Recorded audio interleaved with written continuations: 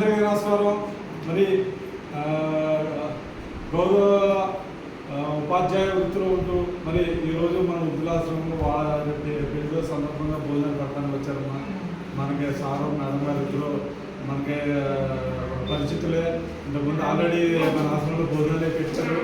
మరి ఈరోజు వారి పెళ్లి రోజు సందర్భంగా ఈరోజు మన వృద్ధులాశ్రమంలో భోజనాలు ఏర్పాటు చేస్తున్నారమ్మా. మేడం గారు విజయలక్ష్మి గారు జాన్సన్ ఆడపడుచు అండి. మరి